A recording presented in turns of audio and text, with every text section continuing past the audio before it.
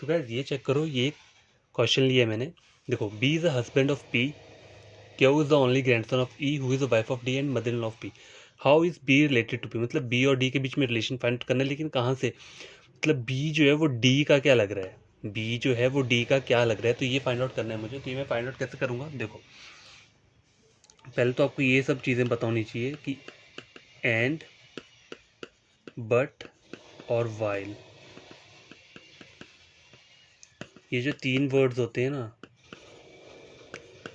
ये first person के लिए यूज़ होते हैं, ठीक है। ये जो थ्री वर्ड्स हैं ये फर्स्ट पर्सन के लिए यूज़ होते हैं। और हु, हुम, विच, हु, हुम एंड ये विच वाला जो वर्ड है, ये तीनों वर्ड किसके लिए यूज़ होते हैं, सेकंड सेकंड पर्सन के लिए। अब फर्स्ट और सेकंड पर्सन मतलब इससे आपका क्या मतलब है, देखो पहले तो मैं लिख देता हूँ B is the husband of P. B क्या है, मेरा हस्बैंड है, मतलब मेल मेल मेल बंदा है ये।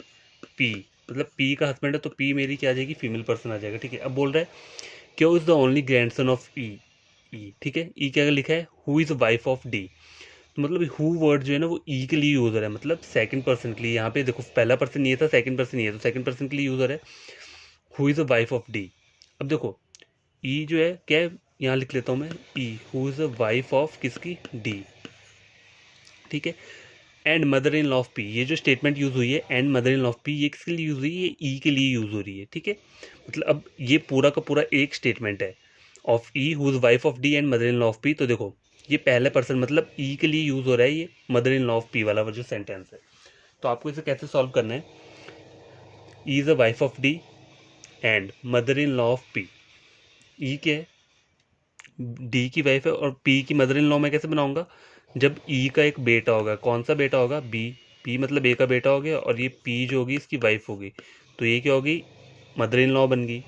ई जो है पी की मदर इन लॉ बन गई, ये मेरा सेटिस्फाई हो गया, हो गया। और Q is the only grandson of E, तो मैं ई का ओनली ग्रैंडसन मतलब बी और पी का एक बेटा होगा, वो उसका ओनली ग्रैंडसन हो जाएगा, ठीक है, ई का।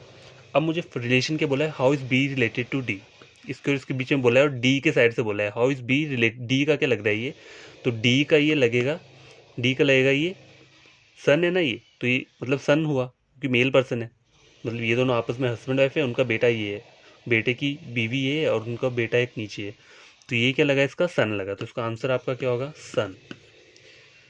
B is the son of D, ठीक है। तो इस तरीके से हमें इन क्वेश्चन को क्या करना है, सॉल्व करना है।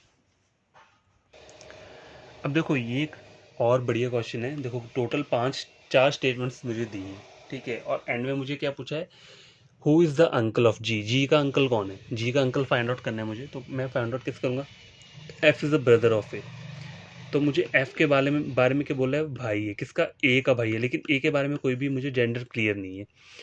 सी क्या है, सी इज़ द डॉटर ऑफ ए, अब देखो सी क्या है, सी का मुझे पता है कि डॉटर है किसकी, ए की, अभी मुझे ए का जेंडर क्लियर नहीं है, ठीक है।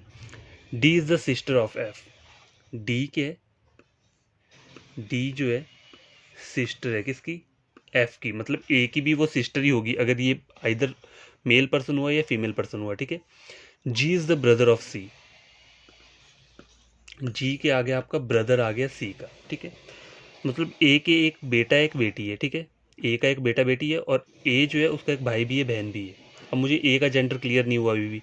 अब मुझे लास्ट में क्या बोल रहा है, then who is the uncle of G, G का अंकल कौन होगा यहाँ पे, ठीक है।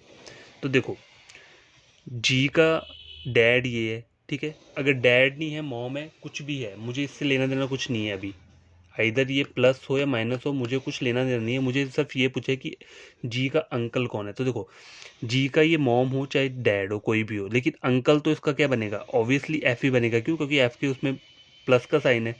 अगर ये जी की मॉम है सपोज करो तब भी अंकल यही बनेगा, और अगर ये फादर है तब भी अंकल यही बनेगा। तो एफ जो है, एफ क्या हुआ, हमारा आंसर हुआ।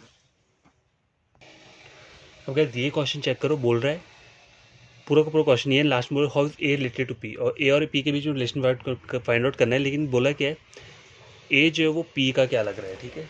तो स्टेटमेंट सॉल्व, क्वेश्चन सॉल्व करते हैं। तो पहला स्टेटमेंट क्या बोल रहा है, A is the paternal uncle of B.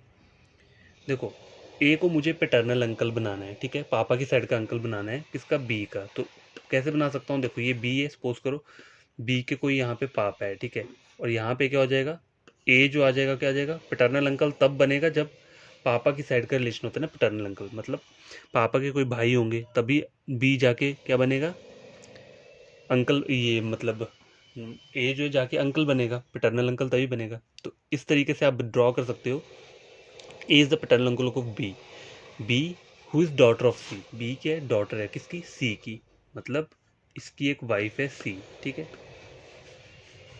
समझ के, वाइफ ऑफ सी हो गया। And C is the daughter in law of P. अब सी को मुझे डॉटर इन लॉ बनाना है, तो इसका क्या होना चाहिए मेरे पास, पी जो है ना, मतलब पी ऊपर आएगा, मतलब डॉटर इन लॉ कब बनेगी, जब इसके जो हस्बैंड की माँ जो होगी या बाप होगा तभी तो वो डॉटर इन लॉ बनेगी, ठीक है, मॉम डैड होंगे तभी डॉटर इन लॉ बनेगी। तो अब ये मेरा डायग्राम कंप्लीट हो चुका है। अब बोल के रहा है how is A related to P, मतलब ए जो है वो पी का क्या लग रहा है, देखो पी का तो ऑब्वियसली पता है सन लग रहा है, पी का एक ये सन है एक ये सन है, तो पी का क्या हुआ, सन हुआ, तो आपका आंसर क्या रहेगा इसका, सन।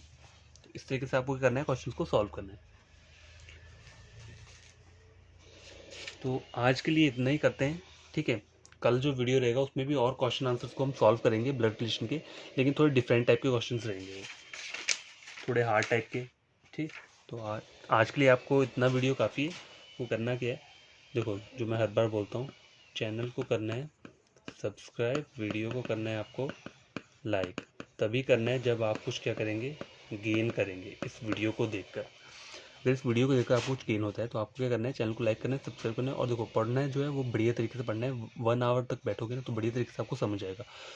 ब्लड रिलेशन सॉल्व करने के लिए क्या चाहिए आपको, जनरेशन ट्री जो रहता है ना हमारा, पहली जनरेशन, दूसरी, तीसरी, चौथी और पाँचवीं, ये सब आपको माइंड में रहना चाहिए। हम जो आते हैं, हम कहाँ पे आते हैं, माई सेल्फ, मतलब इस जनरेशन में हम आते हैं, थर्ड वाले में। यहाँ हमारे भाई बहन भी आते हैं, हमारे कजन्स भी आते हैं, और हमारी वाइफ भी आती है, या कोई, मैं सपोज करूँ मैं फीमेल हूँ तो मेरे हस्बैंड भी यहीं पर आएंगे, ठीक है, brother in law sister in law भी यहीं पर आएंगे।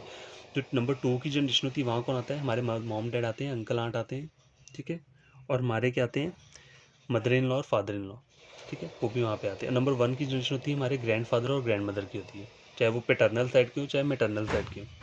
नंबर 4 जो रहती है वहाँ आते हैं हमारे सन डॉटर आते हैं, और daughter in law son in law आता है। नंबर 5 जो रहता है वहाँ आते हैं हमारे ग्रैंड डॉटर और ग्रैंड सन। तो आपको क्या करना है, ये चार्ट याद रखना है, ठीक है, ये तो मैंने रफ में किया है ना, आपको तो चार्ट याद रखना है। तो क्या करना है, उसे कॉपी पे नोट डाउन कर लेना है और आपको उसे रीड करना है। तो 3 4 5 6 या दिन तक आप रीड करोगे ना, आपको वो रीड हो जाएगा, ईजिली आपको याद रह जाएगा, ये क्वेश्चन आपके ईजिली सॉल्व हो जाएंगे, ठीक है। तो बाय, टेक केयर।